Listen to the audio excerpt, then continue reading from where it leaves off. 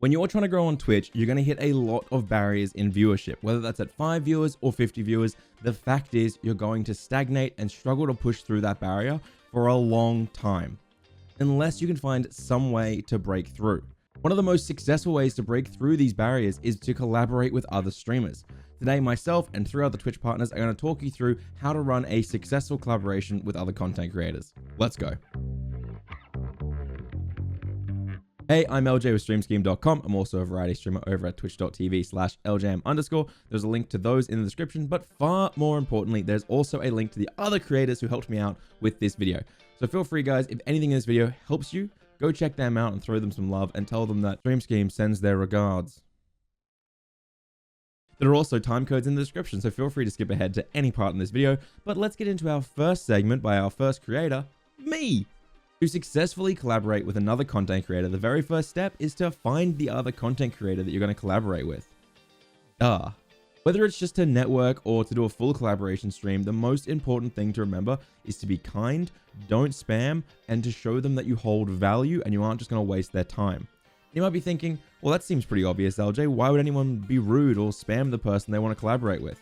Well, my Twitter DMs would say that most people don't know not to do that. And yes, the truth is, if you want to collaborate with someone, you'll have a lot more success if you reach out to people who are of a similar size to you. For example, I'm not going to reach out to Pokimane and try and collaborate. She's already blocked 3 of my email accounts anyway, so I've kind of given up. You can reach out to larger creators, but usually it's when you have some sort of value to give them that makes up for the lack of viewership. For example, musicians, you might be able to create a really fantastic intro song or some great sound bites or some alerts for them. Artists, maybe you make some fan art, a new banner or some emotes for them and just send them over. Or if you're an editor, maybe you'll make some really funny memes. Seriously, there are so many ways that you can start collaborating right now with larger creators. It just comes down to figuring out what value you have to make up for the lack of viewership and exposure. If you're looking for someone to reach out to do something like a collaborative stream or a collaborative video, then it's really important to make sure that your values and styles match well. If you have a very different style or you play completely different games, or generally your goals are different as creators, then your audiences are probably also very different as well. And if your audiences don't mesh well, there's very little value from doing a collaboration together. In fact, it can actually be detrimental.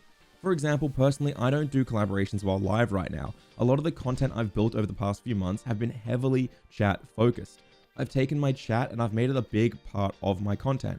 This comes with its own downsides, but essentially, if I were to start doing a collaborative stream where I had to spend all my time engaging with the streamer mostly, then it would be a very different style, and it might honestly do worse.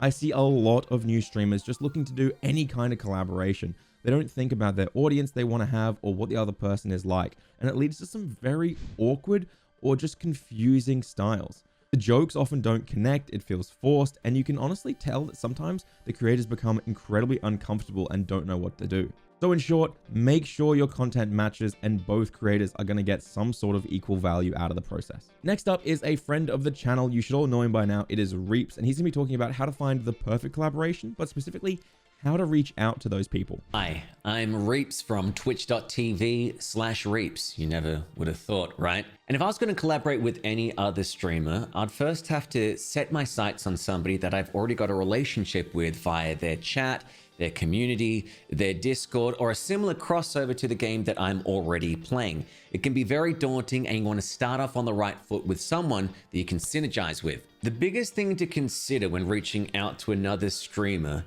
is that what you're reaching out is well presented and well thought out. What do I mean by that? Well, if you type, yo, wanna stream? Chances are you're gonna get no replies. However, if you type, hey, I see you're really into this game that I'm also playing. I was wondering if you'd like to stream together next week at, say, this time for a few hours. I would love to show you off to my community, as I think your streams and vibe are fantastic. You'll have a better chance getting a response from that than from, yo, wanna stream? If you want the collaboration to go well, communication is key.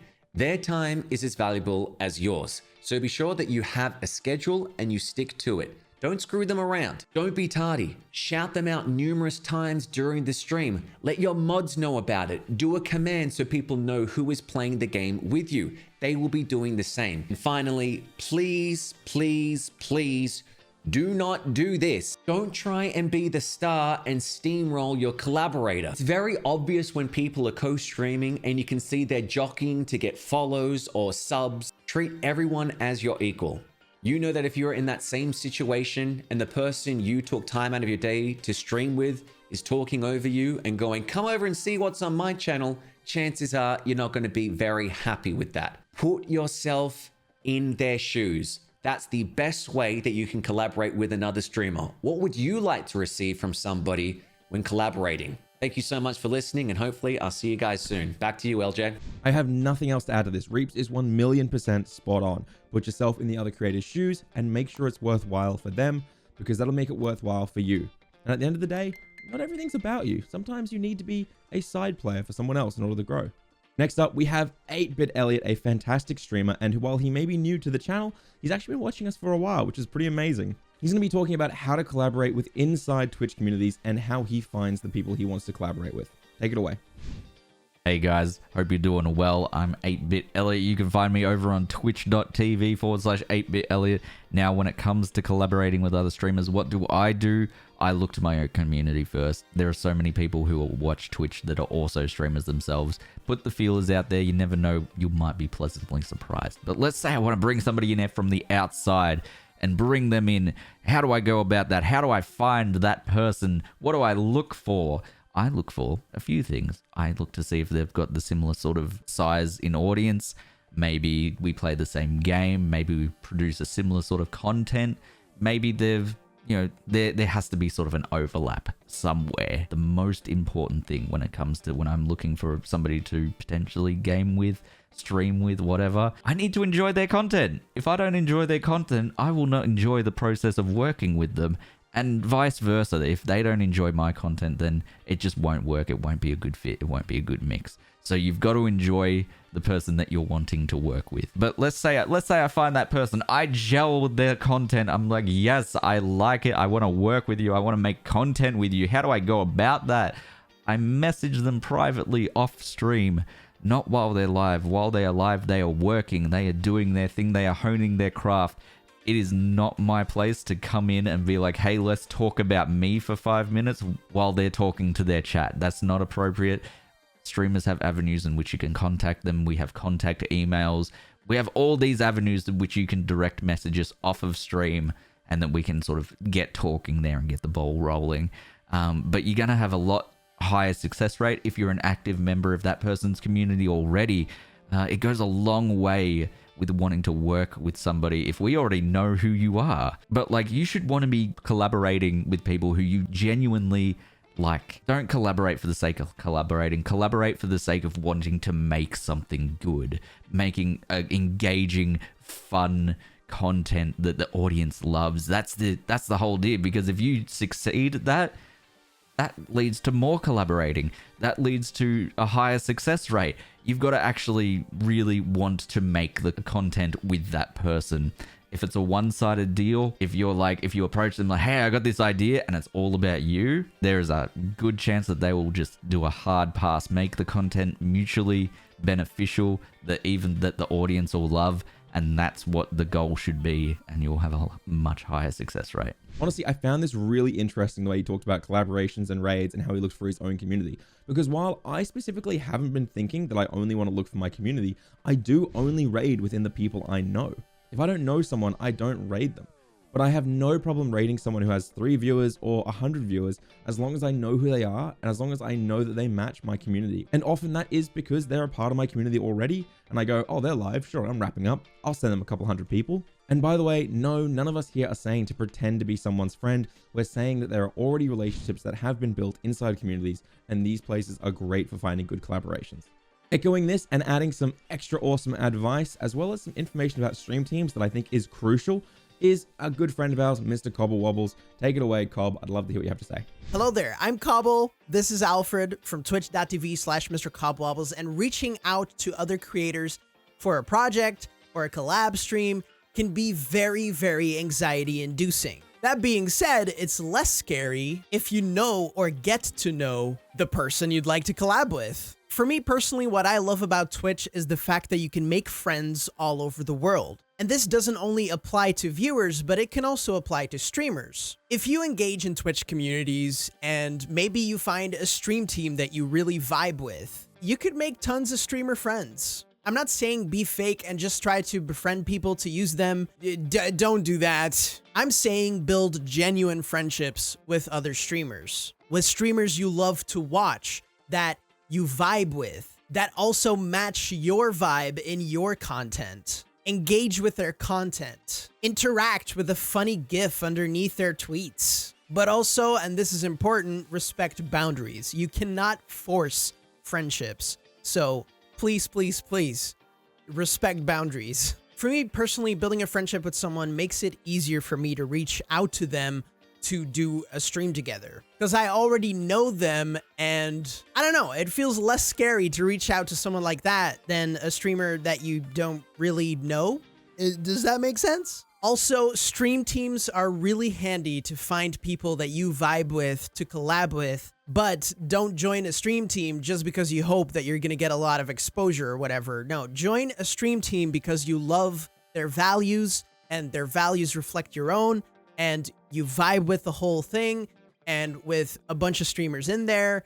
And in that case, if you then join a stream team like that, that completely fits your vibe, you can find streamers to collab with within that space. I think the rule of thumb that a lot of people have is to look for someone around your size. And while I definitely understand where that's coming from, don't let that scare you from trying to connect with people you just love the energy of. I have a few streamer friends that are a lot bigger than me, but it's more about the connection that you can make and being part of a community. However, I do think that you will run into problems if you try to reach out to like a truly massive creator with millions of followers. You'll need to do more to stand out there, something you can bring to the table. But yeah, find someone you vibe with. Find streamers that stand for what you stand for, and find streamers that match your energy, and engage in their content and their community. There's probably people in this video that will tell you the exact same thing, and that's because it's super freaking important. Chemistry.